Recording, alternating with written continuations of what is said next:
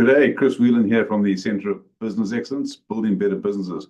We're now into day 8 of the 20-day series on how to grow your business in a financial pinch. And as you would know by now, if you've been watching the series, this is all about helping business owners build their armory, build their arsenal, if you like, of things that they can use, tools that they can use, strategies they can put in place to make sure that their business thrives. That's getting away from this survive to 25 mentality and getting into a thrive from now and in 25 mentality. Far more important. You can see I'm a little bit casually dressed today. It's a Saturday and I'm recording this, and you'll get it next week.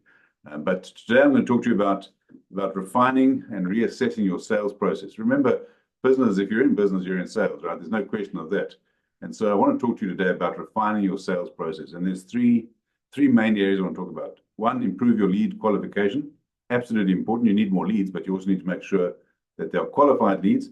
Number 2, streamline your sales funnel, right? Streamline the sales funnel. And number 3, train your sales team regularly. And I'll talk to you a little bit about what each of those means. As I say, in terms of improving your lead qualification, you need more leads, but you also need good leads, because rubbish leads just takes up your time and doesn't get you anywhere. Streamlining the sales funnel is really important because, again, you don't want to be doing everything all the time and have a bit of a scattergun approach. You want your sales funnel to be targeted at the clients that you want. And then in terms of training your sales team, I think that speaks for itself. So those, those are the 3 areas. And I want to talk to you about 5 strategies in those areas. Now, number 1, in reviewing the sales funnel, right? You want to know where your drop-off points are, right? So as you're engaging with people, where are you losing them, right? You may have a multi-step, depending on what your service or product is. You may have a multi-step, almost certainly have a multi-step sales funnel. And you need to know where in that sales funnel you're losing people. Because if you do, you can learn how to overcome that. Too many times I hear people saying, oh, my conversion rate from prospect to customer is 10% or whatever the number is. But actually, that's just at a globular level. It's an overall level. They're not actually saying, well, the first thing I do is I send out a social media post, and that gets someone to come to me. Then I have a conversation with them. And once I've had a conversation, I send them some details about myself, and then we might tell them about the product or service when they come back to us. Then I have to follow up, etc., etc. So there's multiple steps in that process. When a person says that their conversion rate is 10%, but they're not looking at it at each of those steps in the process, they don't know where they're falling over. Now, the reality is, if you don't know where you're falling over, you have no way of learning new ways of overcoming that thing. So the very first thing I want you to do is to review your sales funnel. And you can then adjust, and you can get different tactics, different skills, different learnings in each of those areas. Massively, massively important. The second thing is to improve your lead qualification. And as I've said a moment ago, absolutely focus on quality leads, not just any lead, right? Because it's not, unless of course that's how you feel you should run your business, but I'm telling you now, that ain't going to work, right? You want to focus on quality leads, and you want to work with those quality leads. What I would suggest you do is, for the different types of leads, actually use a scoring system. And you might have an A, B, C, D, and you might, 1, 2, 3, 4, 5, whatever the number is, whatever the way you go. But make sure that you qualify your leads and have a set of criteria that you use, excuse me, to know how you're going to score them. So I'm trying to think of an example. If you were a trades business and someone phones in, or you put an advert out and someone responds to it, and they just say, look, all I'm here for is to just understand a bit of pricing, see what it might be like, you might give that person a score of 1 out of 10.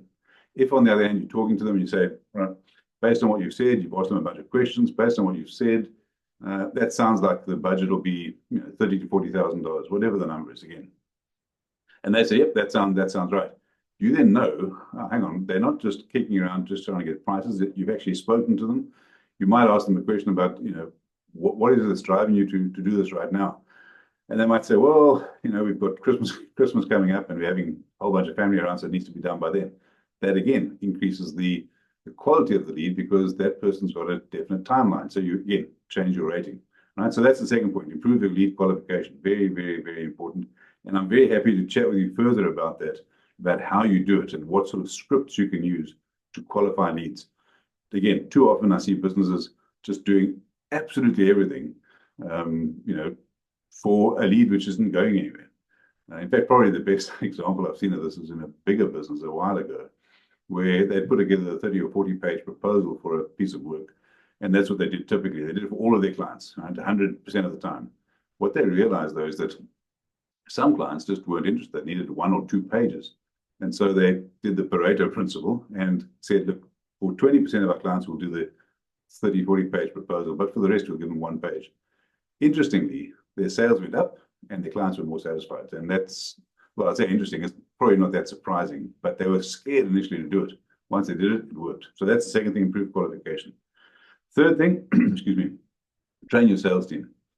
That's so obvious when you say it, but how many people actually spend the time and effort doing it? It's easy if I do it myself. I'll just quickly phone the person myself. Yep, you can do that. And the problem with that is you'll never grow. You'll grow to a point, but the point is you'll be the limit. You train your sales team, and that could be your execution team as well, right? The people that deliver the services. If you're a restaurant, your actual probably one of your best salespeople are the people that are serving your customers.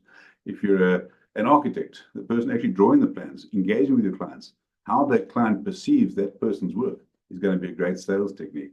But if you've got a dedicated sales team, make sure you train them. Make sure you are spending time and effort getting them onto courses, training them on the job. It helps them, and clearly it helps you as well. And what you really want to do is to guide your training based on metrics that are important to your business. And then something that most people hate, do role plays, right? Absolutely do role plays. It feels awkward at first, but the more you do it, the better it gets. There's an old South African golfer, Gary Player. He used to make the comment that the more he practices, the luckier he gets. And it's the same thing. It's the 10,000-hour rule. Do role plays. It works. Fourth area, absolutely vital, track your sales metrics. If you're not tracking your metrics, you don't know what you're doing. You don't know what you can't, the old adage of you can't manage what you don't measure, and that's exactly right. Some people talk about, to tell you to inspect what you expect, right? Same sort of thing. Inspect what you expect. Track your metrics, because then you can adjust and you can refine your tactics. The fifth area, iterate and base it on data, right? Once you've done the tracking, once you've done the assessment, once you've got the metrics, you can say, hang on, this thing works, this one over here doesn't work at all. Scrap the one that doesn't work, eliminate that, and make sure the ones that do work, you boost. And do that based on data, based on real A/B testing.